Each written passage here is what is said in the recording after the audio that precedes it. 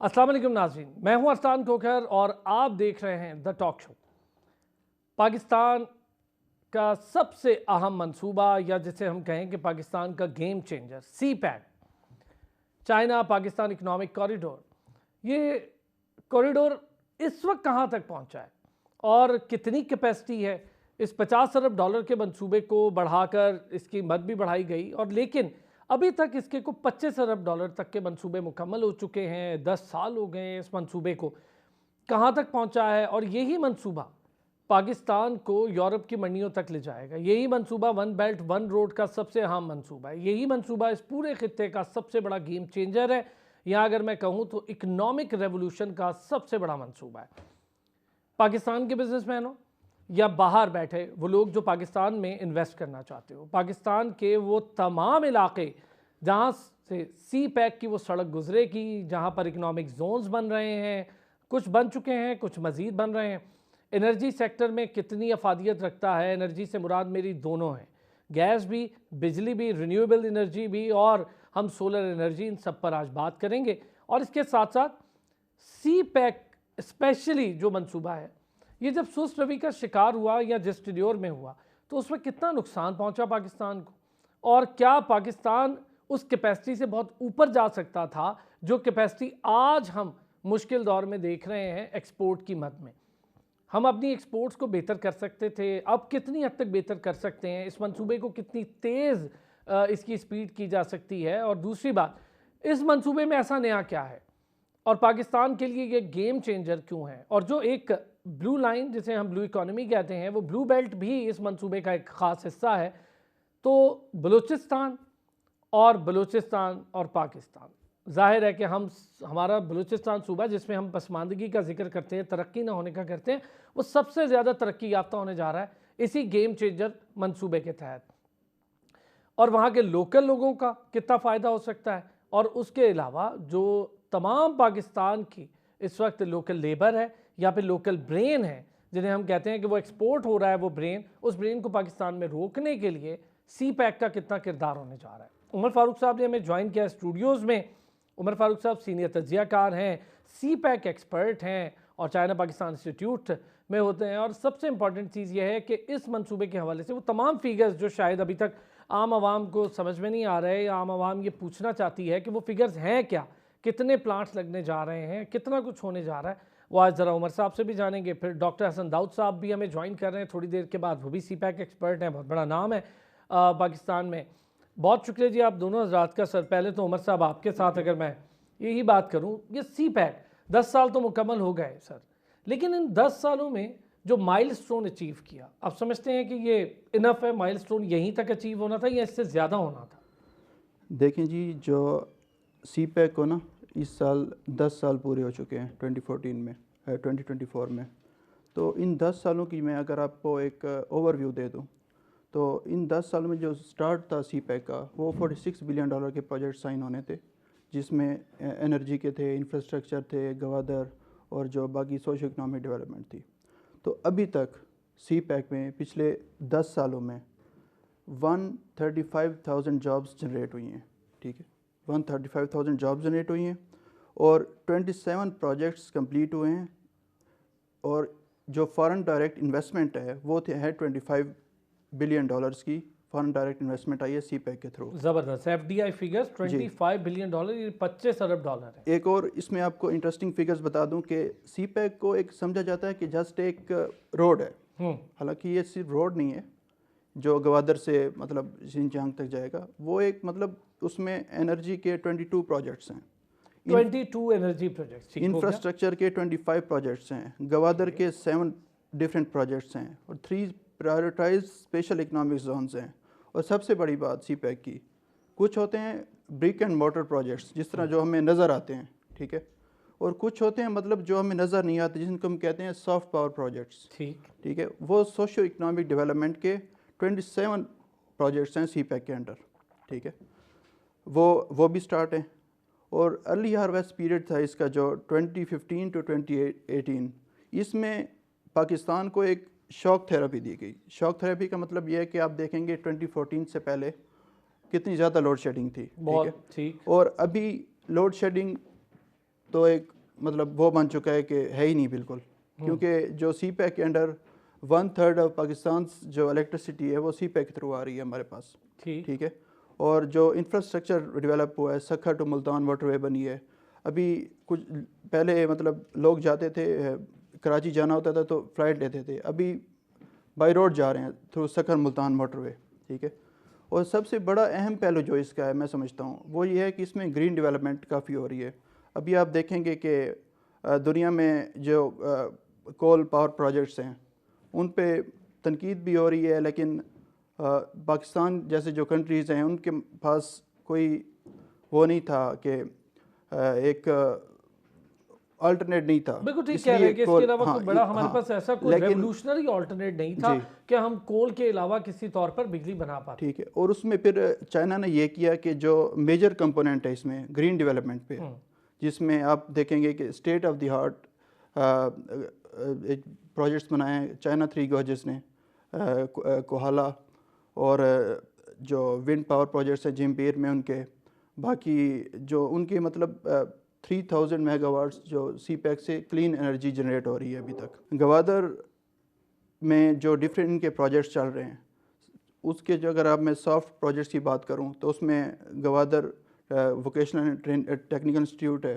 ठीक है, यानी उसके साथ साथ जो स्किल डेवलपमेंट है, स्किल डेवलपमेंट भी हो रही है।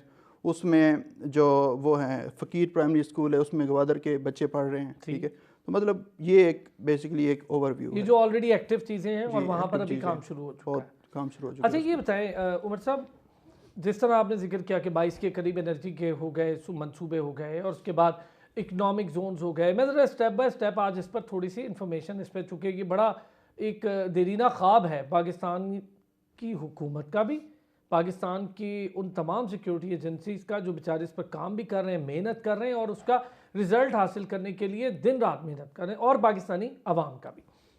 हमें बताएं सर, इतनी बड़ी हमारी ये लाइन है, कोस्टल लाइन की मैं बात कर रहा हूँ, इसका कितना हिस्सा है इसमें, और फिर ये जो हम जिसको इस वक्त ब्लू इकोनॉमी का जिक्र पूरी दुनिया में चल निकला है दोबारा से, और इसका कितना बड़ा हिस्सा इसमें हो सकता है और हमारे लिए ये कितने अच्छा हो सकता है, क्योंकि हमारे पास एक बड़ी ब्लू इकोनॉमी की एक मैं समझ रहा हूँ कि कैपेसिटी भी मौजूद है और उसमें वसअत भी मौजूद है। कि इसमें यह है कि जो आपका 90% ऑफ जो GDP है वो डिपेंड करता है आपका कराची जो की पोर्ट है। ठीक है।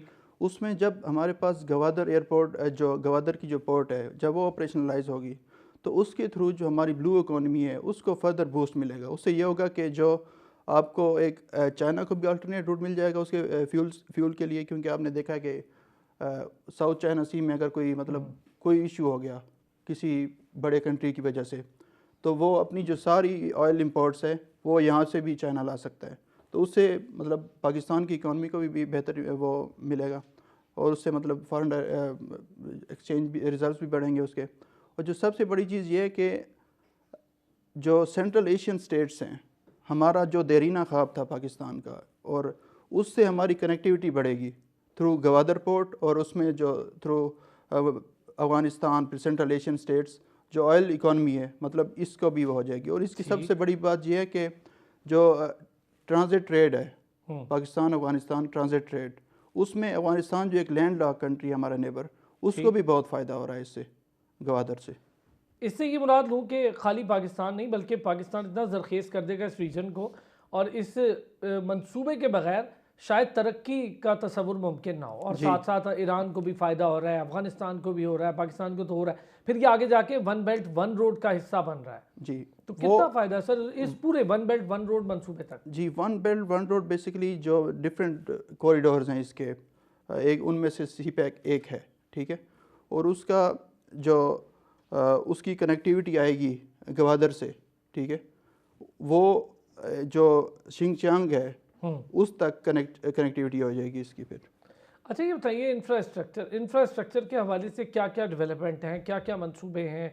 जाहिर है कि बिज़नेस रिलेटेड तो बहुत ज़्यादा है, जिसमें होटल्स हैं और दीगर इंफ्रास्ट्रक्चर की चीज़ें हैं, और फिर अगर इस पूरे मंसूबे के अंदर इंफ्रास्ट्रक्चर के ऐसे मंसूबे मौजूद हैं जिसमें रोज़गार के मौके भी हैं और जिसके साथ ट्रेड के मौके भी हैं, बाहर से आने वाली इन्वेस्टमेंट को खपाने के मौके भी हैं, और पाकिस्तान के अंदर जो इन्वेस्टर मौजूद है उसको अट्रैक्ट करने के मौके भी हैं। देखिए इस पे ये है कि हमने एक सर्वे किया था रैंड कॉरपोरेशन के साथ। उसमें रैंड कॉरपोरेशन यूएस का सबसे बड़ा थिंक टैंक है, वो पाकिस्तान चाइना इंस्टीट्यूट ने उसके साथ मिलकर एक सर्वे किया। उसमें हमने ये देखा कि सप्लाई चेन किस तरीके से मुतासर हुई है थ्रू सखर मुल्तान मोटरवे, ठीक है। उसमें फिर हमने देखा कि जो होटल इंडस्ट्री है, बाकी जो टूरिज़म इंडस्ट्री है, बाकी जो उनकी लोकल जो होती है ना क्राफ्ट्स के मुल्तान में है सारे, उनको बहुत ज़्यादा इससे बूस्ट मिला है, ठीक है। अब इन अलोन उसको देखने सखर मुल्तान मोटरवे से, सखर मुल्तान मोटरवे में 27,000 जॉब्स जनरेट हुई हैं। और थिंक अबाउट 27,000 जॉब, हाँ, और थिंक अबाउट कि कितनी मतलब कॉस्ट सेविंग होगी अगर आप एक पहले तो रोड की हालत मतलब देखने के काबिल नहीं थी, अभी मतलब जो 500 किलोमीटर्स की मोटरवे उन्होंने बनाई है, तो मतलब काफ़ी एफिशिएंसी आई है। तो एक मतलब एक कनेक्टिविटी आती है तो उससे बाकी रोज़गार भी खुलता है, बाकी मौके भी खुलते हैं, नई इकॉनमी, नई मतलब नई मार्केट्स में एक्सेस होती है, और ये सीन होता है फिर इसका। अच्छा, अब हम अगर इंफ्रास्ट्रक्चर के मंसूबों पर बात करें, इसमें लोकल इन्वेस्टर के लिए कितना मार्जिन है, यहाँ लोकल इन्वेस्टर के लिए कितनी अट्रैक्शन है? लोकल इन्वेस्टर्स किस में, सीपैक? जी, सीपैक के लिए लोकल इन्वेस्टर्स का ये है कि चाइना में ना डिफरेंट ट्रेड शोज़ होते हैं, मतलब डिफरेंट उनकी एक्टिविटीज़ होती हैं, तो उसमें जो इन्वेस्टर्स होते हैं पाकिस्तानी, ठीक है, उसमें उनको टेक्नोलॉजी ट्रांसफ़र मिल रहा है। अभी आप देखें कि चाइना ने NED यूनिवर्सिटी के 600 प्लस स्टूडेंट्स को वो लेके गए चाइना, ठीक है, वहाँ से, हाँ, जो उनकी स्किल डेवलपमेंट करके उनको वापस आके उनको जॉब्स प्रोवाइड किए हैं। तो ये है सर। अच्छा, स्किल वर्कर हमारे यहाँ इसकी बड़ी कमी दिखाई देती है। हमारे पास अब सीपैक है, सीपैक के मंसूबे हैं, तकमील की जानिब से जिसे बढ़ भी रहा है। स्किल वर्कर की कमी आप खुद देखते हैं, आप लोगों के तो काम है रिसर्च का, कितनी महसूस कर रहे हैं, और किस किस डिपार्टमेंट में आपको लगता है कि स्किल वर्कर की कमी बहुत खल रही है इस वक्त पाकिस्तान को? स्किल डेवलपमेंट की हमें कमी तब महसूस होगी जब जो हमारे स्पेशल इकोनॉमिक जोन्स हैं वो ऑपरेशनलाइज होंगे। ठीक, उसमें यह है कि हमारा जो एकेडमिक सिस्टम है, ठीक है, उसमें जो स्किल डेवलपमेंट है उस पर फोकस नहीं है, ठीक है। फोकस सारा मतलब एक टिक मार करने पे है कि आपने डिग्री कर ली है और उस तरह आपने मतलब वो करना है। तो स्किल डेवलपमेंट यही जो जिस तरह चाइना अभी इनोवेशन में नंबर 1 पे है, तो मेरे ख्याल में हम उनसे सीख सकते हैं चाइना से। और इसमें हमारे काफ़ी 10 जॉइंट वर्किंग ग्रुप्स हैं सीपैक में, और उसमें एक वर्किंग ग्रुप इसी से सोशो इकनॉमिक डेवलपमेंट का ही है, जिसमें हम एक टेक्नोलॉजी ट्रांसफ़र अपने स्टूडेंट्स को, अपने मतलब जो ग्रेजुएट्स हैं या इंडस्ट्री एक्सपर्ट्स हैं उनको दें, ताकि वो एक रेलेवेंट अंडरस्टैंडिंग के साथ मार्केट में जा सकें। वर्किंग ग्रुप्स में और कौन सा ऐसा है जिसकी अफादियत सीधी पाकिस्तान के लिए है?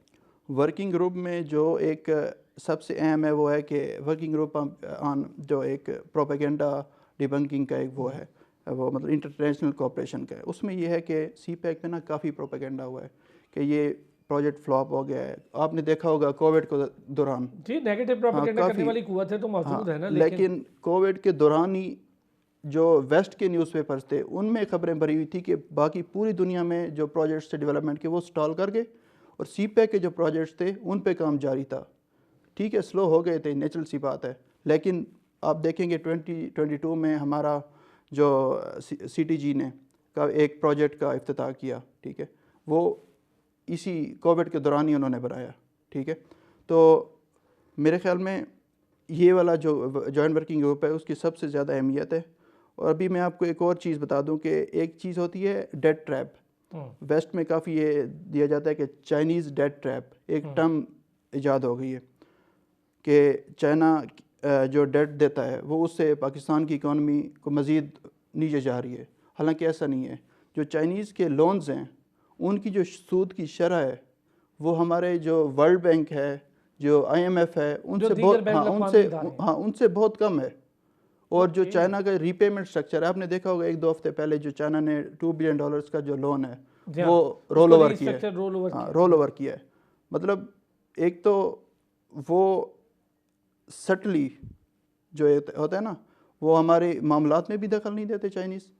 वो कहते हैं कि मतलब चलिए, डॉक्टर हसन दाऊद भट्ट साहब भी आ गए हमारे। डॉक्टर साहब बहुत शुक्रिया, आपने भी ज्वाइन कर लिया। डॉक्टर साहब, एक तो हम सीपैक उसकी अफादियत, उसके मंसूबे को, पावर से रिलेटेड, एनर्जी से रिलेटेड मंसूबे, इंफ्रास्ट्रक्चर से रिलेटेड मंसूबे, इन्वेस्टर्स की अट्रैक्शन के हवाले से मंसूबे, पाकिस्तान के लोकल इन्वेस्टर्स और उनकी कैपेसिटी बढ़ाने के लिए कितना फ़ायदा हमें इन 10 सालों में, जब तक ये सी पैक के को $25 अरब के मंसूबे मुकम्मल हुआ है आपकी नज़र में? सर मेरे नज़दीक तो बहुत फ़वाइद हुए हैं, जिसमें टेंजिबल भी हैं और इंटेंजिबल हैं। नेचुरली टेंजिबल हम बात करते हैं एनर्जी की, रोड इंफ्रास्ट्रक्चर की, जिसमें एनर्जी में 6000 मेगावाट की बिजली आई है। हमारे पास ट्रांसमिशन लाइन तकरीबन 800 किलोमीटर की है। 580 या 550 किलोमीटर की तकरीबन हमारे पास रोड नेटवर्क आया है।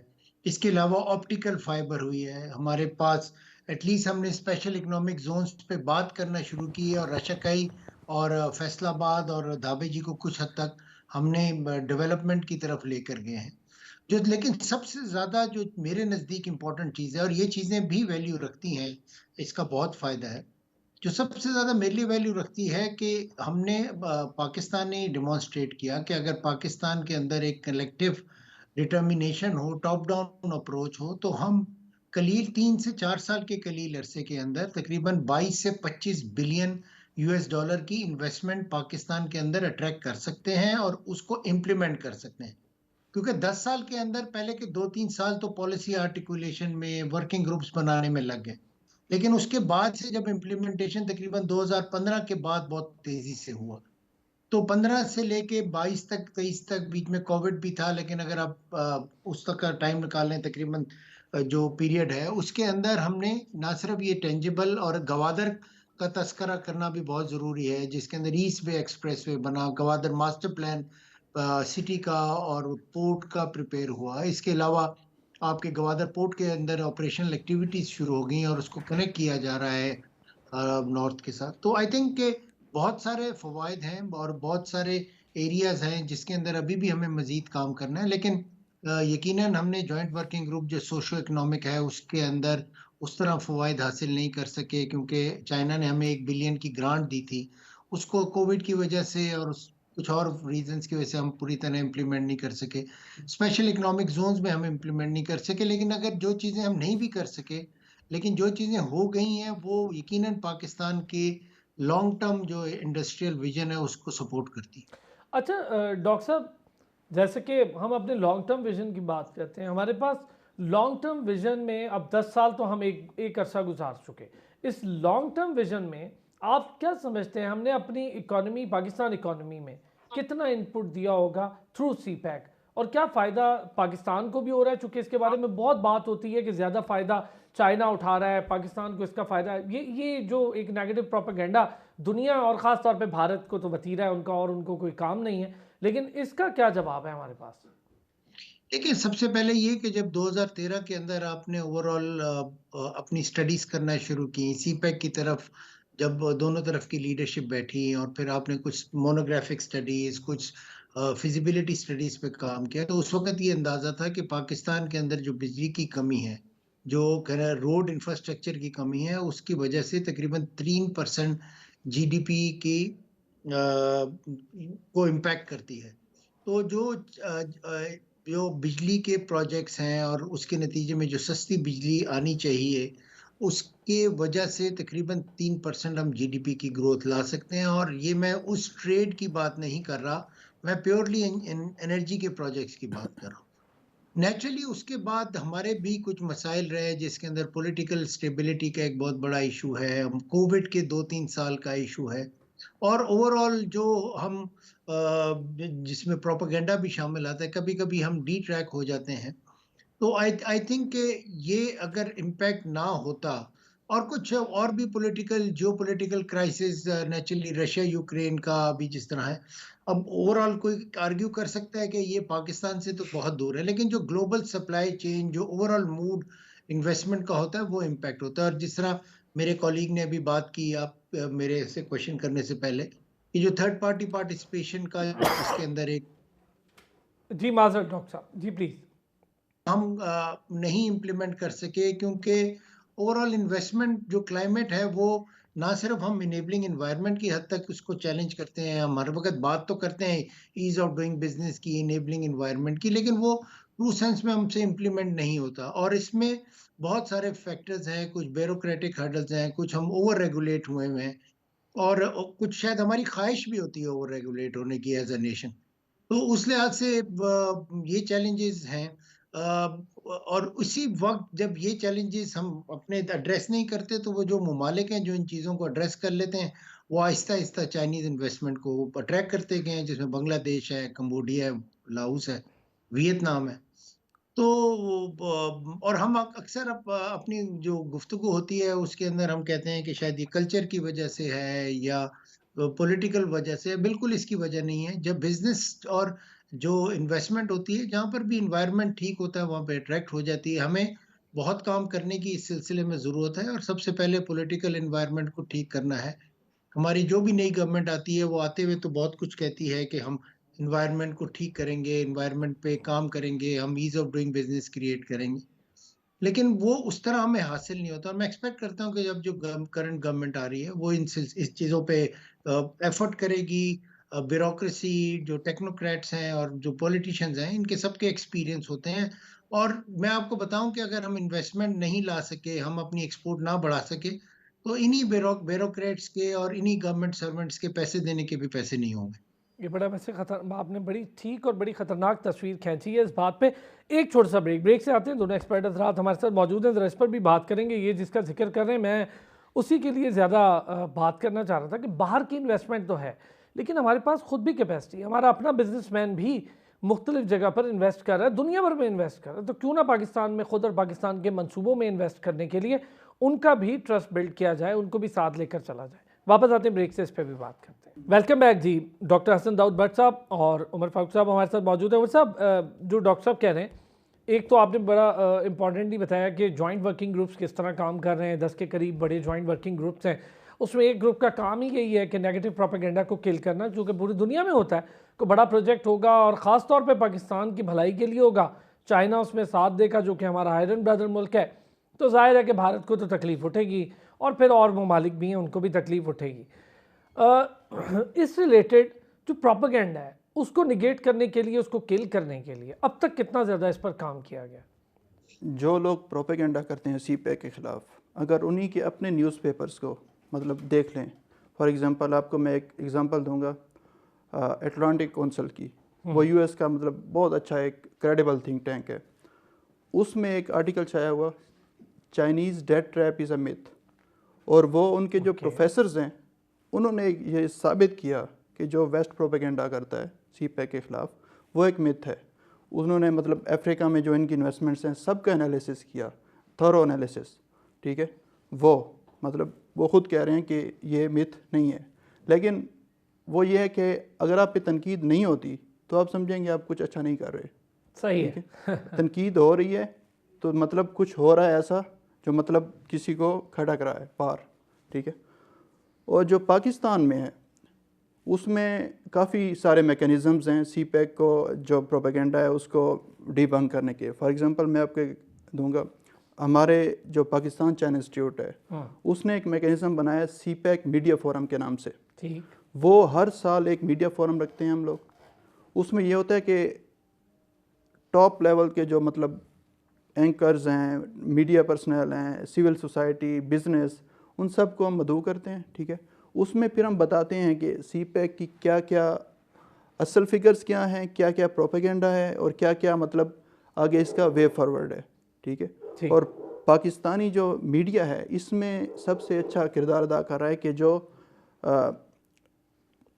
नेगेटिव न्यूज़ हैं, मतलब जो बाहर से हैं, उनको ये अपटेक नहीं करता। और उसको जाहिर है कि हमने तो बताना है ना कि प्रोपेगेंडा गलत है। पाकिस्तान का सीपैक एक ऐसा मंसूबा है जिसके बगैर आप वन बेल्ट वन रोड भी पूरा नहीं कर सकते। और मतलब काफ़ी इस तरह के मैकेनिज़्म मौजूद हैं जिससे हम प्रोपेगेंडा वो कर रहे हैं। और अल्हम्दुलिल्लाह इसका ये है कि, और हमने एक सर्वे भी करवाया था इस बारे में, वो ऑनलाइन हमारी वेबसाइट पे पड़ा हुआ है, जिसमें पाकिस्तान की जो तकरीबन 5000 का सैम्पल साइज़ था हमारा, डिफरेंट यूनिवर्सिटीज़ से, हर प्रोविंस से, गवादर से भी लोग आए थे उसमें जो सर्वे में पार्टिसिपेट किया। और उसमें ये देखा कि 90% जो लोग हैं, ठीक है, उनका फेवरेबल ओपिनियन है चाइना के बारे में, ठीक है। और इसी तरह का सर्वे प्योर रिसर्च सेंटर ने चाइना में भी किया, ठीक है। और उसमें 80% जो चाइनीज़ हैं वो ये समझते हैं कि पाकिस्तान हमारा दोस्त है। मतलब ये पीपल टू पीपल टाइज़ हैं हमारे, जो चाइना पाकिस्तान के हैं। तो मतलब ये मतलब जहाँ से मतलब इस पे काफी काम हो हाँ, चुका है और काफी काम जहाँ हो से भी रहा है प्रोपेगेंडा positive। निकल रहा है वहाँ से खुद ही डिबंक हो रहा है, हमें कुछ करने की ज़रूरत नहीं है इसमें। बहुत अच्छी, ये अच्छा कहा डॉक्टर साहब। आपका इस पे व्यू, हमारे हम लोग खुद कैसे काम कर रहे हैं, एक अमेरिकन थिंक टैंक की तो जिक्र कर दिया उमर साहब ने, लेकिन हम इस पे किस तरह से काम कर रहे हैं, फिर ये जो जॉइंट वर्किंग ग्रुप्स हैं दोनों तरफ के, चाइना पाकिस्तान के, ये कैसे काम कर रहे हैं? चूंकि डॉक्टर साहब अब मेरा ख्याल है वो दौर चला गया कि आप सुपर पावर मानने के लिए खुद को असलहे के ज़ोर पर, वार्स के ज़ोर पर, पॉलिटिकल इन्फ्लुएंस के ज़ोर पर, अब इकोनॉमिक रेवोल्यूशन का दौर है और जिसकी तगड़ी इकॉनमी होगी वही पावर होगी दुनिया में। देखिए, मैं चूंकि प्रोजेक्ट मैनेजमेंट से मेरा ताल्लुक है और मैं प्रोजेक्ट्स पे काम करता हूँ, तो मेरे लिए प्रैक्टिकल इतना मैटर नहीं करता कि नैरेटिव क्या बन रहा है। हम्म। ये डिप्लोमेट्स का काम है या पॉलिटिशियंस का इशू है कि नैरेटिव क्या बन रहा है। लेकिन मैं एक इसका अपना एक थंब रूल आपको दे सकता हूँ कि जब भी मैं देखता हूँ कि किसी चीज पे इंडिया को अगर परेशानी है, तो मैं समझता हूँ कि भाई शायद हम काम ठीक ही कर रहे हैं। बहुत तो अच्छे। जी, तो उस लिहाज से मेरे, लेकिन हमने ओवरऑल अपनी जो डिप्लोमेसी है, अपनी जो क्राफ्टमैनशिप है, हमारी जो ओवरऑल मीडिया के जो स्टैंडर्ड्स हैं, उनको इंटरनेशनल स्टैंडर्ड से compete करना है। अभी जो चैलेंज है, और शायद थोड़ा सा चाइना का भी इस लिहाज से चैलेंज है, कि जो डिप्लोमेसी है या ओवरऑल नैरेटिव बिल्डिंग है, वो बड़ी रिएक्टिव रिएक्टिव होती है। सही। आप वहां से कोई खबर निकलती है और उसको फिर हम रीबटल करने की कोशिश करते हैं। अगर हम अपने जो ओवरऑल एफर्ट है, जिस तरह मैं अभी रिसेंटली गया हुआ था दासू प्रोजेक्ट पे या दयामीर बादशाह प्रोजेक्ट पे, वो चाइनीज और सीपेक के प्रोजेक्ट ऐसी ऐसी जगह पे हो रहे हैं जहाँ पे शायद हम लोग भी जाके काम ना करें पाकिस्तानी, वहाँ पे चाइनीज और पाकिस्तानी और कुछ और भी ममालिक के जो क्रॉस कल्चरल टीम्स हैं वो ठीक। काम कर रही हैं। इसी तरह और भी बहुत से प्रोजेक्ट्स ऐसे हैं जो कि रिमोट एरिया में हैं। किस तरह डीआई खान को इस्लामाबाद से सीपेक के प्रोजेक्ट ने कनेक्ट कर दिया। अब 2.5 घंटे में आप डीआई खान में पहुंच जाते हैं और उसे आगे कनेक्ट हो जाते हैं डीजी खान की तरफ और आगे मियाँ वाली। गवादर किस तरह कनेक्ट हो रहा है, तो हम थोड़ा सा, हमें ऑप्टिमिज्म की तरफ देखना चाहिए। और मैं चूंकि यूनिवर्सिटीज के साथ बहुत एसोसिएटेड हूँ, मैं तो सिर्फ ये देखता हूँ कि हम कैसे ऐसे इनिशिएटिव्स को जिनके थ्रू हम ज्यादा इंडस्ट्री लगा सकें, ज्यादा जॉब क्रिएशन कर सकें, ज्यादा लोगों की एम्प्लॉयमेंट क्रिएट कर सकें, ये ऐसे इनिशिएटिव को तो पाकिस्तान को फौरन एम्ब्रेस कर लेना चाहिए। और सिमिलरली अगर उसके जरिए आपके पास फॉरेन डायरेक्ट इन्वेस्टमेंट आ रही है और आप ऐसी इंडस्ट्री को प्रमोट कर सकते हैं जो कि एक्सपोर्ट लेड हो। और चाइना के अंदर पिछले, अभी मैं देखता हूँ जब से सीपेक शुरू हुआ है, हमारी सेसमी सीड की एक्सपोर्ट बढ़ी है, हमारी राइस की तकरीबन 35% हमारी जो एक्सपोर्ट है चाइना को बढ़ी है। एग्रीकल्चर में तकरीबन 40% हमारी रिसेंटली बढ़ी है। राइस अभी बहुत ज्यादा बढ़ गया है और सेसमी तो अभी इंशाल्लाह और बढ़ेगा, जितना चलें तकरीबन डॉक्टर साहब, ये आपने 50% अच्छी वॉल्यूम खबर बढ़। बताई, वरना आम फहम ख्याल लोगों का ये है कि चाइना से हम लेते ही हैं, देते कुछ नहीं। इसकी वजह ये है कि शायद ओवरऑल हम कल्चरली इतना पढ़ते नहीं है, इतना रिसर्च नहीं करते। थोड़ा सा हमारी जो एकेडेमिया भी है और इवन जो मीडिया भी है, अगर हम उसके अंदर थोड़ा सा डेटा को एनालिसिस करें, क्योंकि जिन जिन लोगों से आपका कंपटीशन है जिसका जिक्र किया गया है, वो बहुत ही ज्यादा डेटा एनालिसिस पे बहुत ज्यादा करते हैं और कभी कभी हमें डेटा गेम में कंफ्यूज भी कर देते हैं और हमारा रिएक्शन फिर डिफरेंट होता है। ठीक। मेरा ये जाती ख्याल ये है सर कि अगर हम अगले अगले फेज में भी हमारा देखिए, हम बहुत सारे लोग अब आर्ग्यू करते हैं और जनरल डिस्कशन, जो ड्राइंग रूम डिस्कशन हमारी बहुत ज्यादा होती है और वही शायद हमारी मीडिया के अंदर भी आ जाती है। हम ये कह रहे हैं कि शायद आईएमएफ के नतीजे में सीपेक स्लो होगा या कोई और वजूहत। मेरा ख्याल है कि वो सेक्टर जिसके थ्रू आप अपनी मुल्क के अंदर गुर्बत खत्म करें, जिसके जरिए आप अपने मुल्क के अंदर एक्सपोर्ट और इंडस्ट्री को बढ़ाएं, वो आईएमएफ उसको किसी भी सूरत अगर करना भी चाहे तो डिस्करेज नहीं कर सकता। फॉर एग्जांपल एग्रीकल्चर का सेक्टर है, चाइना के बारे में कहते हैं कि वो पत्थर के ऊपर भी घास उगा लेता है। सही बात तो है। हम जो हैं उनसे सीखें, हमारी यूनिट यील्ड बढ़े, हमारे प्राइवेट सेक्टर के जो फार्मर्स हैं उनकी ट्रेनिंग कैपेसिटी बिल्डिंग।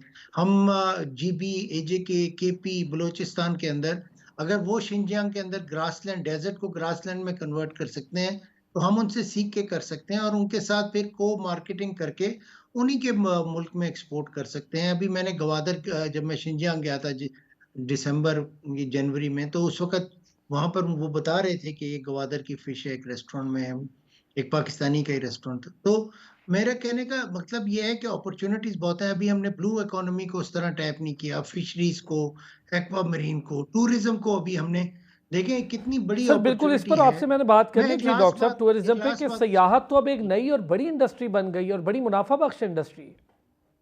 देखिए, इसमें जो बहुत जरूरी चीज ये है कि आपके नेबरहुड, चाइना का फॉर एग्जांपल, जो अभी इस वक्त जो जियो पोलिटिकल इन्वायरमेंट है उसके वजह से पोस्ट कोविड शायद वो इतना अब यूरोप में और अमेरिका में उस तरह जाने को करनी, वो अपने इंटरनल टूरिज्म को प्रमोट करते हैं। अगर हम स्कर्दू के एयरपोर्ट को थोड़ा सा बेहतर कर लें, जीबी के साथ कनेक्टिविटी को बेहतर करें और ओवरऑल हम रोड शोज करें चाइना में जाके, जहां पर हम टूरिज्म को प्रमोट करें, तो मैं आपको बताऊं कि चाइनीज ही सिर्फ दुनिया में सबसे ज्यादा टूरिस्ट जो इस वक्त पैसा खर्च कर रहा है वो चाइनीज है। नेचुरली आसूदगी आई हुई है और आ रही है।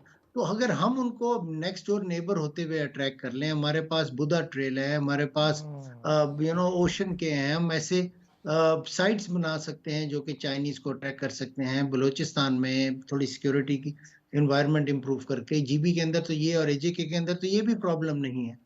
तो हम इन चीजों को थोड़ी सी एफर्ट करके हम थोड़ा सा स्टडी करें कि चाइनीज किस तरह, जो अगर टूरिस्ट को अट्रैक्ट करना है, अगर वेस्टर्नर्स ये स्टडी कर सकते हैं तो हम क्यों नहीं कर सकते। सीपेक के अंदर पूरा एक टूरिज्म का जॉइंट वर्किंग ग्रुप बना है जिसके अंदर बोथ साइड्स टूरिज्म को प्रमोट किया जाए। कल्चर चाइनीज का एक अभी रिसेंटली शी जिनपिंग साहब का एक बहुत बड़ा इनिशिएटिव है जिसको ग्लोबल कल्चरल इनिशिएटिव वो कह रहे हैं। जिस तरह अभी बीआरआई का एक इनिशिएटिव है, ये global development initiative, global cultural initiative वो लेकर आए, उसको हम फॉरन उसके चैंपियन हो, हम उसमें आगे बढ़े और चाइना के साथ अपनी जो कल्चरल, पहले तो एज एन एशियन कंट्री उनके साथ बहुत फ्यूजन रखते हैं। हमारे बहुत सारे ऐसे रिचुअल्स हैं जो उनके साथ मिलते हैं, पेरेंट्स की रिस्पेक्ट करना, मेहमान नवाजी करना, ये सब उनके साथ हम ठीक है। करते हैं। सिमिलरली हम जो रिलीजियस, उनके जो बुद्धिस्ट हैं बहुत सारे नंबर में, उनको अट्रैक्ट करने की कोशिश करें और उनके लिए स्पेशल हम सेफ गार्ड, स्पेशल होटल्स के अंदर प्रोविजंस करें। तो मैं नहीं समझता कि मैं यकीन करें, आपको शायद मैं ऑप्टिमिस्टिक लग रहा हूँ, लेकिन कुछ चीजें ऐसी हैं जिसपे हम थोड़ी सी अपनी प्रोडक्टिविटी, थोड़ी सी रिसर्च बढ़ा लें तो हम आसानी से इसमें प्रमोट कर सकते हैं इकोनॉमी को। बहुत अच्छे सर, नहीं इसमें ऑप्टिमिस्टिक वाली बात भी ठीक है, होना भी चाहिए कि हमारे पास अगर सोल्यूशन है तो फिर हम ऑप्टिमिस्टिक क्यों ना हो। क्या कहते हैं उमर साहब, वुसअत कितनी है और हमारे पास कितनी कैपेसिटी है टूरिज्म को प्रमोट करें? डॉक्टर साहब ने तो बड़ा अच्छा उसका डिफाइन किया, लेकिन क्या हम अपनी टूरिज्म इंडस्ट्री के लिए जो प्राइवेट सेक्टर है उसको सपोर्ट करने में कितना आगे होना होगा? ये बड़ा एक इंपॉर्टेंट काम है सारे प्रोजेक्ट में, कि प्राइवेट इंडस्ट्री को आपको आगे लाना ही पड़ेगा, गवर्नमेंट थोड़ी कर सकती है सारे काम। जहाँ तक टूरिज़म की बात है तो हम वैसे ये तो बहुत बड़ा कहते हैं कि जो पाकिस्तान है टूरिस्ट का एक डेस्टिनेशन प्लेस है, लेकिन अगर आप नॉर्दर्न एरियाज़ में चले जाएं, मतलब नेचुरली तो सब कुछ मौजूद है, लेकिन वहाँ का जो इन्वायरमेंट है, वहाँ की जो सप्लाई चेन है, वहाँ के जो होटल्स हैं, क्या आपने इस पाए के होटल्स और इंफ्रास्ट्रक्चर बनाया है जो मतलब फ़ॉरेन टूरिस्ट आएँ और उनको हम कैटर कर सकें? क्या आप उनको इतनी सिक्योरिटी दे सकते हैं? ये भी तो है ना। ठीक है, बड़े सवाल जस्ट हम एक फ्रेमवर्क बना देना सियाहत का कि पाकिस्तान एक मतलब वो मुल्क है। अब मतलब नॉर्दर्न एरियाज़ में चले जाएं, आपको कितने अंग्रेज़ नज़र आते हैं? मतलब कुछ लैकिंग है, मतलब एक बेसिक फ्रेमवर्क नहीं है हमारा सियाहत का। थियोरेटिकल है, प्रैक्टिकल नहीं है, तो हमें एक प्रैक्टिकल होना पड़ेगा इसके लिए।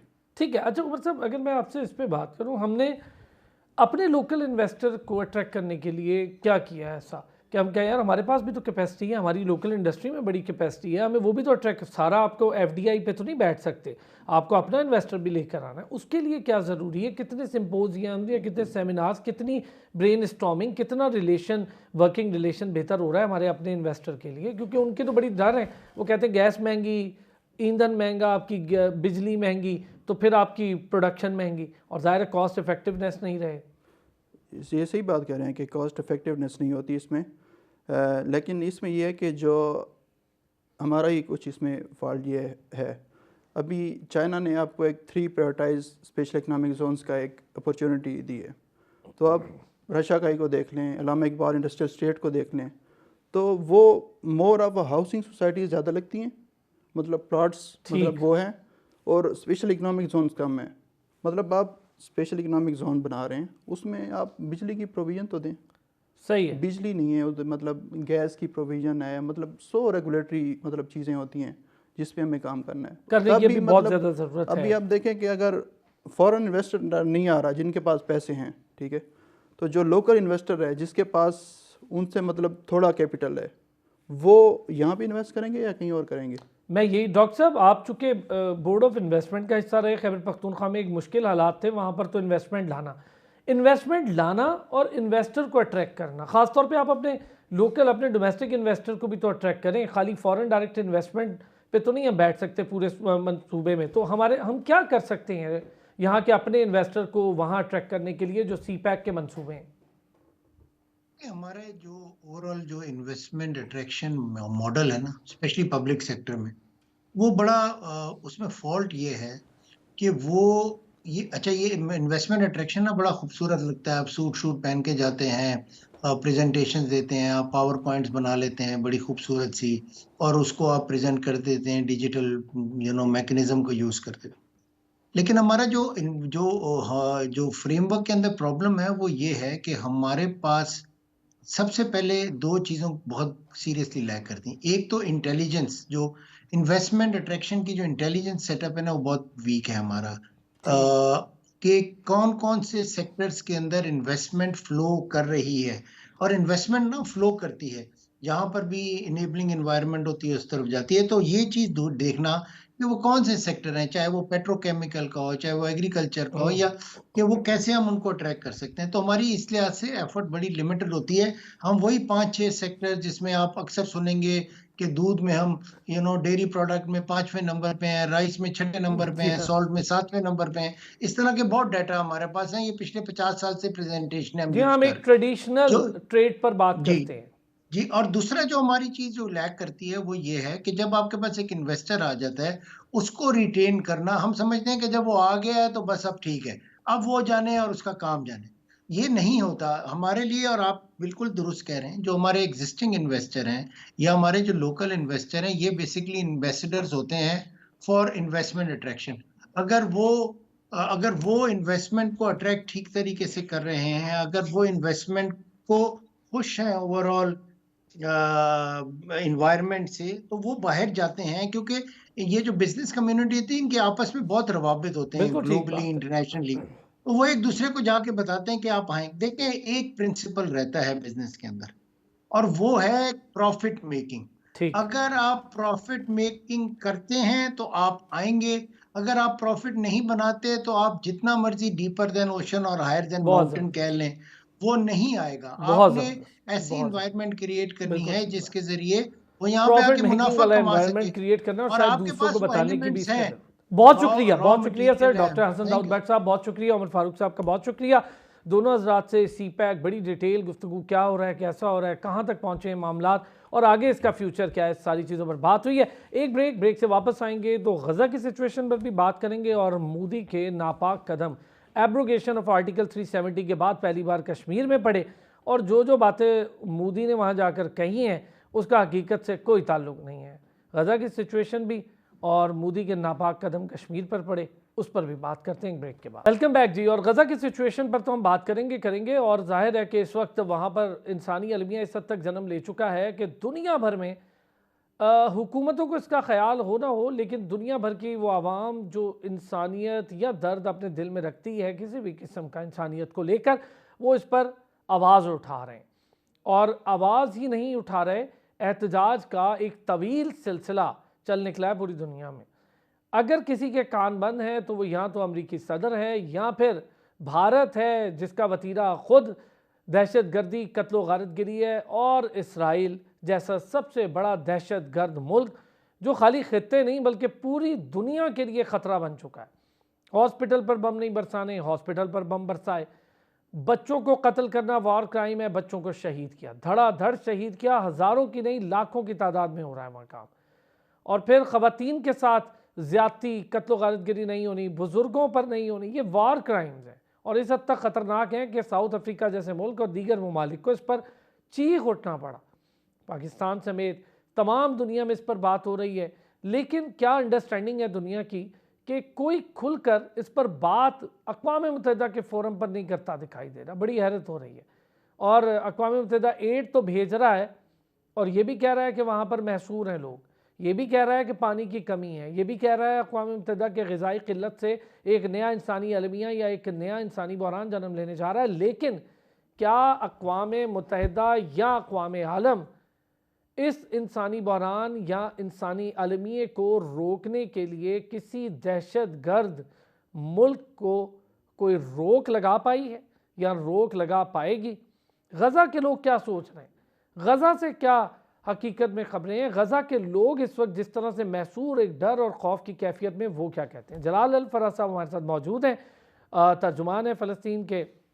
और सबसे अहम बात यह है कि कोई अलग मामला मैं नहीं समझता कि कश्मीर से है। वो मोदी के नापाक कदम जिसका मैंने जिक्र किया कि 370 आर्टिकल को एब्रोगेट किया, उसके एब्रोगेशन के बाद उसके कदम पड़े, तो वो वहाँ जाकर बड़ी दुनिया के लिए हंसने का मकाम है कि वो वहाँ जाकर ख़वातीन की इस्मत, उनकी काविशों और उनकी हिफाजत पर बात कर रहा है। उसको शर्म नहीं आ रही कि तुम्हारी फ़ौज जो ख़ुदकुशियाँ कर रही है इसमत दरियाँ करके, जो कत्लो गारतगिरी करके इस हद तक पागल हो चुके हैं, जो ख़ुदकुशियाँ कर रहे हैं, ये पूरी दुनिया को किसको बेवकूफ़ बना रहे हैं? पूरी दुनिया में लोगों को समझ आ रहा है। भारत ने तो खैर जब कनाडा में कत्लो गारतगिरी की ऑफिशियल तौर पर उनकी इंटेलिजेंस एजेंसी ने, तो कनाडा को वो समझ आई जो पाकिस्तान पिछले 70 सालों में दुनिया को बता रहा था कि भाई ये करते हैं। अब समझ आ रही है यूरोप को। बहरहाल गज़ा की सिचुएशन पर बात करेंगे। भारी कीमत बच्चे अदा कर रहे हैं जलाल अल फराज साहब, भारी कीमत बच्चे अदा कर रहे हैं। आपका अपना मुल्क है, आप अपने मुल्क नहीं जा पा रहे हैं, आपको ख़ुद मुश्किलात हैं, आपका दुख हम समझते हैं सर। लेकिन जलाल अल फराज साहब, क्या है इस वक्त गज़ा से ख़बरें? क्या सोचती है गज़ा की मासूम आवाम? जी, बिस्मिल्लाहिर्रहमानिर्रहीम। बहुत शुक्रिया अरसलम भाई। देखिए, गज़ा की जो सूरत हाल इस वक्त है, आप यकीन करें, मेरा पास कोई ताकत नहीं है, कोई अल्फाज नहीं है कि मैं कहाँ से बयान शुरू करूँ, मैं क्या बोलूँ, कहाँ। सब कुछ आपके सामने है, सब कुछ दुनिया के सामने है। फ़लस्तीन के अवाम के ऊपर वहाँ पर जो इसराइल का ज़ुल्म व बर्बरियत का इंतहा कर दिया। इस वक्त जब मैं आपसे बात कर रहा हूँ, आज मुआरखा 8 मार्च 2024, आज की तारीख में 147 शहीद हैं, 120 ज़ख्मी। इस वक्त सूरत हाल ये है कि 32,000 से ज़्यादा शुहदा का तादाद क्रॉस कर चुके हैं, नंबर 1। नंबर 2, जो मलबा तले लोग हैं, जो अब तक वो इनको निकाल नहीं सके फ़लस्तीनी की, में कोई मशीनरी नहीं है, कुछ भी नहीं है, कोई ऐसा वसाइल नहीं है कि लोगों को निकालने के, और जो भी निकालने के लिए जाता उन पर बमबारी होता। वहाँ उन लोगों का तादाद भी 15 से 20,000 के करीब है। तीसरी बात, 70,000 से ऊपर लोग ज़ख्मी हैं, जिनमें से ज़ख्मी जो है वो तकरीबन आप ये समझ लें कि 30-35,000, मेरे पास जो फिगर है वो समझ लें कि माजूरी की हालत हमेशा के लिए माजूर रहेंगे। और जलाल अल फराज भूख साहब, और अगर मैं प्यास, एक खदशा जाहिर करूं, अनऑफिशियल फिगर्स तो इससे कई ज़्यादा होंगे जिसकी इंफॉर्मेशन ही नहीं पहुंच बिल्कुल पा रही। बिल्कुल आप बजा फरमा रहे, बिल्कुल मैं वो तादाद बता रहा हूँ आपको जो रजिस्टर्ड है। अरसलान भाई, एक और भी बात है ना जो शायद आपके नाज़रीन को या दुनिया को पता नहीं है, वो ये है, देखिए, जो आम पेशेंट्स है, जो आम लोग बीमार है, जो दिल के बीमार है, जो किडनी का या किडनी का प्रॉब्लम इनको या इस तरह, ये भी तकरीबन 4,000 के करीब लोग वो भी बेचारे शहीद हुए। क्यों? इलाज ना होने की वजह से, हॉस्पिटल्स ना होने की वजह से। ऊपर से आप देखें, सर्दी भी है, बारिश भी है। इसराइल दरअसल अरसलान भाई इस वक्त बमबारी का एहतियार इस्तेमाल कर रहे हैं, ज़मीनी हमला भी कर रहे हैं, लेकिन साथ-साथ इन्होंने एक नई एहतियार शुरू किया है इस्तेमाल कर, मतलब एक नया एहतियार इस्तेमाल करना शुरू कर दिया। वो क्या है? वो है भूख और प्यास। लोगों को भूखा प्यासा मारा जा रहा है, अवाम के पास वहाँ पर खाने की नहीं है, पीने की नहीं है। आप यकीन करें, मैंने अपनी आँखों से वीडियोज़ क्लिप्स इस तरह मैं अपने ख़ानदान से क्लिप्स मुझे मौसूल हुए कि लोग समंदर की पानी पी रहे हैं। अब आप ये बताइए, इस वक्त ये सब कुछ उम्मत मुस्लिमा की आंखों के सामने, फिर भी हमारे उम्मत मुस्लिमा अभी भी बेहस है। अब मुझे इस बात का जलाल ये फरज भी साहब, ये जो ज़मीनी रास्ते से एड तो बंद है ही है, ये जो एक ड्रामा या एक झूठ जो ढकोसला दुनिया की आंखों में धूल झोंकने का कर रहे थे कि हम फ़िज़ाई रास्तों से एड पहुंचा देंगे, चूँकि वहाँ पर हमें डर है, इनको बच्चों से डर है, बच्चों को मार शहीद करके उनकी साइकिलों पे बैठ के ये बहादुर फौज तस्वीरें खिंचा रही है। शर्म नहीं आती इनको और दुनिया को इस चीज़ को देखते हुए? तो कितना मुश्किल पड़ रहा है सर ये जो एड वाला मामला है, कहाँ तक पहुँच रहा है? मतलब गज़ा में एड पहुँच पा रही है? अक़वाम मुत्तहिदा जो कह रही है एड के बारे में, तो क्या एड पहुँच पा रही है? सर ग़िज़ाई की बात कर सर रहा हूँ। बिल्कुल देखिए, मैं आपको बिल्कुल क्लियर पिक्चर बताऊँगा, आपके नाज़रीन को भी। सबसे पहले बात तो ये है कि बॉर्डर से जो मिस्र के साथ सरहद है, वहाँ से आप ये समझ लें कि बामुश्किल कोई 5-6 ट्रकें वहाँ गुज़रता है। आप यानी समझ लीजिए कि 2% 2% जितने गज़ा के अवाम को ज़रूरियात है, दवाइयों के, अदविया के या खुराक के या पानी का, और उसमें 2% भी बहुत है। अच्छा, हमारे जो अरब अरब जो मुल्क हैं, इनको ये बात मुझे कहते हुए मुझे भी खुद शर्म नहीं आएगा, इनको शर्म आना चाहिए। ये जो अरबों की जंगी तैयार है, पैराशूट के ज़रिया से वो खुराक, इमदाद वो ऊपर से गिराते थे, और वो भी लोगों का मौत का सबब बनते थे, क्योंकि बेचारे लोग इकट्ठे हो जाते हैं, हजूम एक तरह का हो जाता है, वहाँ पे लोग भी वहाँ पर शहीद हो जाते हैं अपने चीज़ हासिल करने के लिए। और कई बार ऐसा भी हुआ कि हमारे अरबों के, मिस्र के और जॉर्डन की तैयारें सामान गिरा रहे, और वो भी गलत जगह पे गिरा रहे, समंदर के अंदर गलती से इनसे जो है वो सामान गिर रहे हैं, वहाँ से जो है कभी-कभार इसराइल की हदूद में गिरा रहे हैं। तो ये तो बड़ा शर्मनाक है, इनको शर्म आना चाहिए। अब देखिए, आप में इतनी हिम्मत नहीं है कि ज़मीन पर आकर हम अपने बहन-भाइयों को दें हाथ में। मुझे समझ में नहीं आ रहा कि इन लोगों को गैरत और अहमियत कब जागेगी, समझ में नहीं आ रहा मुझे अरसलान भाई। जलाल अल फरज साहब, जो रिफ्यूजीज़ कैंप हैं, उनकी सूरत हाल क्या है? ज़रा वो भी हमें बता दें, क्योंकि ये सर इंफॉर्मेशन रिफ्यूजीज बहुत कम हम तक वो पहुँच रही है। सर रिफ्यूजीज कैंप्स क्या हालत है? सब उस पर उन पर भी अटैक हो रहा है, उन पर भी हमला हो रहा है। अब मैं आपको दूर का मिसाल नहीं दूंगा, मैं अपने अपने घर मैं का ये मिसाल इसलिए दूंगा। पूछा, मुझे पता है जलाल अल फरज साहब, पूछने का मकसद ये है कि रिफ्यूजीज़ कैंप का शेल्टर तो बैनुल अक़वामी कवानीन के मुताबिक अक़वाम मुत्तहिदा को भी देखना होता है। फिर क्या मसला? फिर क्यों वहाँ पर इस न- तरह से कैसे हो रही है सर बदमाशी? सिर्फ उधर भी बमबारी हो रहा है, उधर भी लोगों को ऊपर फायर किया जा रहा है। मेरा अपने दोनों भतीजे हैं, महमूद नाम है, एक का नाम अहमद है। वो बेचारा खेमे के अंदर, एक को सर भी गोली लगी है, एक को पेट में गोली लगी है। कोई जगह नहीं है गजा के अंदर सेव है, ना वो रिफ्यूजी कैंप्स सेव है, ना हस्पताल सेव है। कोई भी 1 इंच भी गजा के अंदर सेफ नहीं है। जहां इसराइल जहाँ इसराइल फ़लस्तीनियों को जाने का हुक्म देता है, वहाँ पर बमबारी भी करते हैं, वहाँ पर भी ज़मीनी हमला करते हैं, वहाँ पर भी अपना दहशतगर्दी दिखाते हैं। बस इसराइल देखिए, हैरत इसराइल ये तो है जलाल अल फरज साहब, ये कोई अलग कहानी लगती नहीं है कश्मीर की और गज़ा की, एक ही कहानी लगती है। और वहाँ तो खुद भारतीय फौजी भी मारे गए हैं उस लड़ाई में। तो पता चल रहा है कि वो एक किस्म के वो भी जनूनी सेहूनी हैं, भारतीय फौजी भी, और भारत की इस वक्त जो मोदी की सरकार है वो भी। और जिस तरह से वो ख़वातीन की इस्मत पर लेक्चर झाड़ रहा था, पूरी दुनिया को समझ आ रही थी कि ये क्या झूठ और क्या ढकोसला है इनका। ये बताइएगा सर, गज़ा की आवाम क्या मुतालबा कर रहे हैं? क्या सोच रखती है गज़ा की आवाम? दुनिया से क्या चाहती है?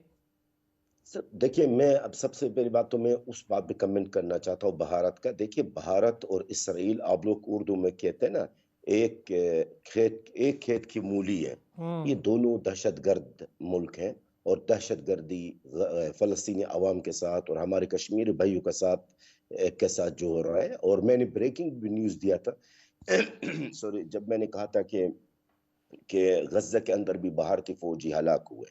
तो ये तो जी भारत, इसराइल एक ही चीज़ें हैं, इनका एक ही जो है ज़ुल्म दोनों अवाम के साथ है, कश्मीरी भाइयों के साथ है और फ़लस्तीनियों के साथ है। अब मुतालबा की जो बात आपने की है, देखिए असद साहब, हमारे मुतालबा, हमारी अपील है पाकिस्तान की अवाम से, पाकिस्तान की गवर्नमेंट से और पाकिस्तान की मुअज़्ज़ज़ अज़ीम पाक फ़ौज से। हमारा एक ही मुतालबा है, वो यही है, मेहरबानी फरमा के, अल्लाह के वास्ता, मैं आज अल्लाह के वास्ता दे रहा हूँ, यानी मैं यानी आप आपके सामने 4-5 महीने से मैं लगातार एक ही मुतालबा कर रहा हूँ, वो ये है कि पाकिस्तान इस मासूम लोगों को कि कत्ले आम करने में अपना किरदार सही तरीके से अदा करे। कोशिश करे कि ये कत्ले आम सिविलियंस की मैं बात कर रहा हूँ, मैं जंगजू की बात नहीं कर रहा हूँ। जंगजू को छोड़े आप साइड पे, लेकिन जो सिविलियंस हैं, जो बच्चे हैं, इनकी कत्ले आम बंद किया जाए। और दूसरी बात, हमारे गज़ा की अवाम को खुराक, दवाइयाँ वग़ैरह पहुँचाया जाए। और तीसरी बात ये है कि पाकिस्तान से जो मेरा मुतालबा हमेशा रहा, वो ये है, कुछ ज़ख्मियों को पाकिस्तान लाया जाए, इलाज के लिए। पाकिस्तान के लिए ये काम इतना मुश्किल नहीं है। अगर पाकिस्तान चाहे तो इंशाअल्लाह कुछ ज़ख्मी, मैं उन ज़ख्मियों की बात कर रहा हूँ, जो सिविलियंस ज़ख्मी हैं, जो आम शहरी ज़ख्मी हैं, जो बच्चे हैं। कम से कम हम इनको मौत से तो बचाना अल्लाह की ज़ात है, लेकिन कम से कम इनको हमेशा के माज़ूर से तो बचा सकते हैं। ये तो कम से कम फ़र्ज़ बनता है पाकिस्तानी भाइयों के ऊपर है। और ये उम्मीदें हैं हमारे पाकिस्तान की अवाम से, पाकिस्तान की गवर्नमेंट से, पाकिस्तान की अज़ीम फ़ौज से हमारी उम्मीदें है और रहेगी इंशाअल्लाह। तो ये मेरे मुतालबात नहीं, मेरी अवाम की यही मुतालबात है। जी। ठीक है सर, किसी सतह पर कोशिशें की भी जा रही हैं। अच्छा ये बताइएगा जलाल साहब के गज़ा की तो एक सिचुएशन पूरी दुनिया के सामने है और उसकी पूरी दुनिया में अब समझ भी आ रही, लेकिन गज़ा से बाहर क्या सिचुएशन है? ज़रा इसलिए क्योंकि लोगों का बताने का मकसद ये है कि लोग ये ना समझ रहे हो कि गज़ा से बाहर बड़ा सुकून है फ़लस्तीन में।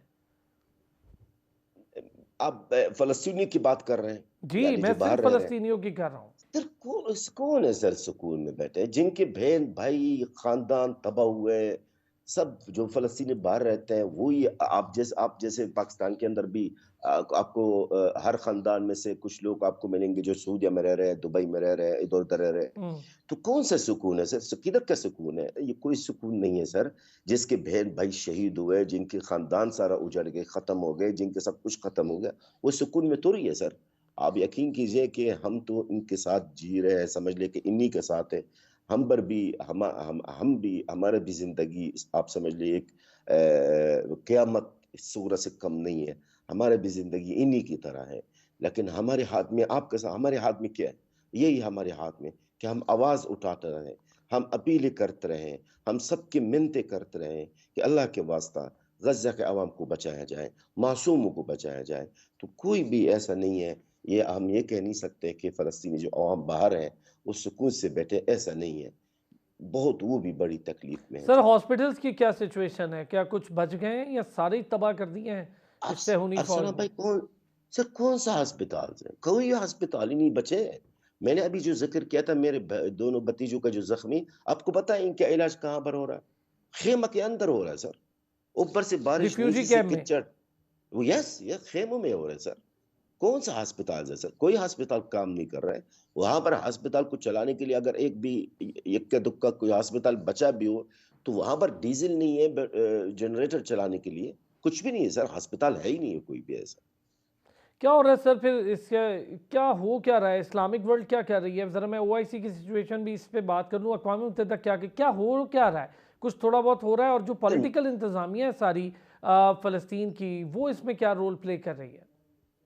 असलम भाई देखिए, ओआईसी के बारे में हर कोई मुझसे पूछता है और आज से नहीं, 4 महीने से लोग मुझसे पूछते हैं। पिछली जंग में लोगों ने मुझसे पूछा है। मेरे ने जो बात की वो साबित हुआ। ओआईसी को ना फ़लस्तीन को कोई फ़ायदा दे सका और ना दे सकता। ओआईसी को मेरे ख़्याल में ये जुमला कहते हुए भई मैं कोई शर्म महसूस नहीं करूँगा। ओआईसी को शर्म आनी चाहिए। अरब और उम्मत मुस्लिमा को ये देखकर इनको शर्म आना चाहिए कि इनके सामने ये सब कुछ हो रहा है, इसके बावजूद भी सिर्फ़ करारात हैं, मज़म्मतें हैं, इससे ज़्यादा वो आगे नहीं बढ़ रहे। सारे जबकि आपको भी जवाबदेह पता होंगे। है, दुनिया को भी पता है। अल-फ़रज साहब, जलाल अल-फ़रज साहब सर सब देखिए, जवाबदेह आपको भी होंगे। पता है, देखिए अरशद साहब, देखिए अर्ज़ करूँ ना, देखिए सबको पता है कि इस्राईल मज़म्मतों से इसराइल को कोई फ़र्क नहीं पड़ेगा। इसराइल सिर्फ़ ताकत का ज़बान समझते हैं और कुछ नहीं है। बाकी अक़वाम मुत्तहिदा की जो बात आपने की है, अक़वाम मुत्तहिदा हो या बैन अक़वामी अदालतें, कभी भी इसराइल के खिलाफ़ कुछ नहीं करेंगे। जो इसराइल चाहेगा वही होगा और वही हो रहा। पपेट मेरी शोडाउन बात है। एक-एक बहुत बात शुक्रिया। मेरी साबित है। बहुत शुक्रिया जी। जलाल अल-फ़रज साहब, तर्जुमान फ़लस्तीन हमारे साथ मौजूद थे। गज़ा की तल्ख सूरत हाल और तल्ख से तल्ख होती सूरत हाल पर बात कर रहे थे। अब तक के लिए इतना ही, फिर होती है आपसे मुलाकात। अपना ख्याल रखिएगा।